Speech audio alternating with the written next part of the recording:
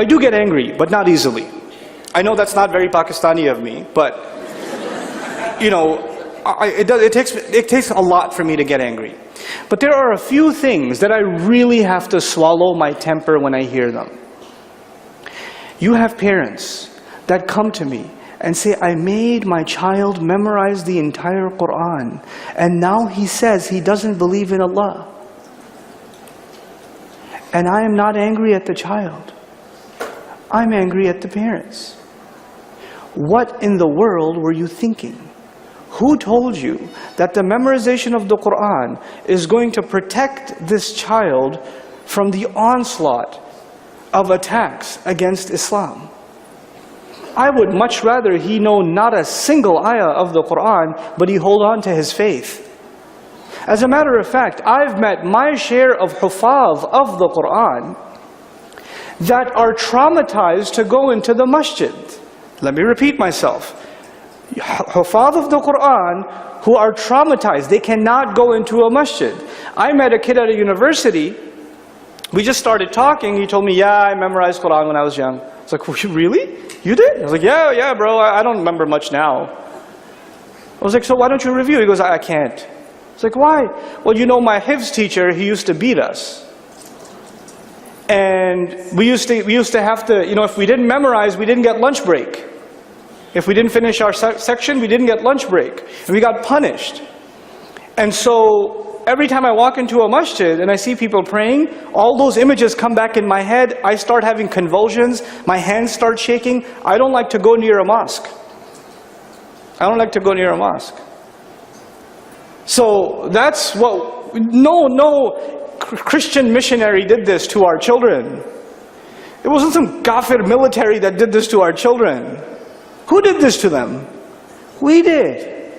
We did. And that kid is a victim. He's a victim whose parents, for some reason, were deluded into thinking that they're giving their child a Quran education. That is not and has never been a Quran education. That isn't it.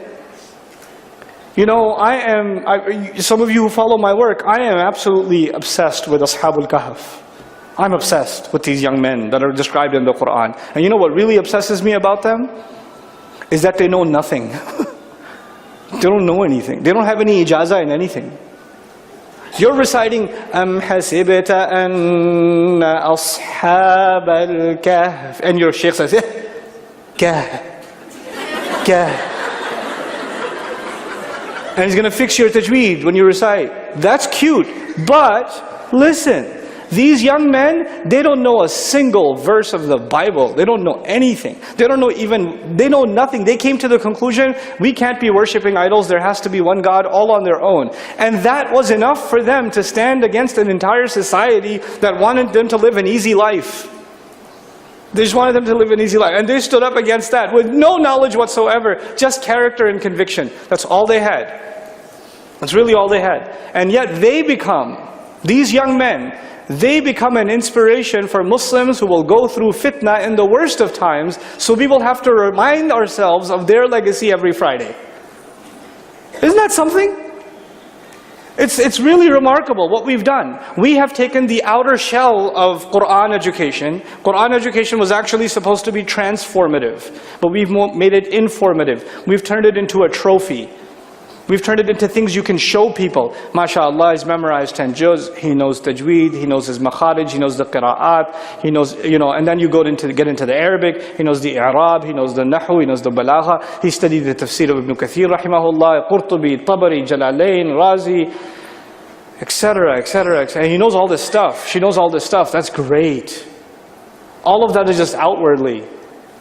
The function of the Quran, its primary function, is supposed to transform you on the inside. It's supposed to change how you feel. It's supposed to change how you look at yourself, how you look at others. It's supposed to be about the attitudes we carry in life. But unfortunately, very unfortunately, that aspect of our education is basically has been deliberately or accidentally removed entirely from adult and children's education. And Islamic education today, like, you know, a little bit of my time I spent in Pakistan. Muslim country. When I received my 8th grade Islamic studies education, we were told to memorize certain surahs. Then we were told to memorize the explanations of said surahs. Not understand the surahs, memorize the explanation of those surahs. And then we were told to just recite them for an exam, bam, you're done. You're done, this is your Islam. You think that's going to hold up against the tide that's come? You think banning YouTube in Pakistan is going to solve the problem? Do you realize what's happening with young people in Saudi Arabia? What's happening in the Emirat? You know, the Emirat, what's happening in Indonesia and Malaysia? What's happening in Canada and the United States? It's actually not an American problem, the problem of the American Muslim youth. It's actually the problem of Muslim youth all over the world. It is a global phenomenon. It is as widespread as the web itself. It's everywhere now. So what are we supposed to do? What is the future of the education of the Quran in our times? I'll tell you personally, I won't give you the picture I have in my head and what I think is, inshallah ta'ala, the way forward for at least somewhat of a solution. Not an entire solution, but something of a solution. But I know the first thing we have to do is acknowledge our mistake.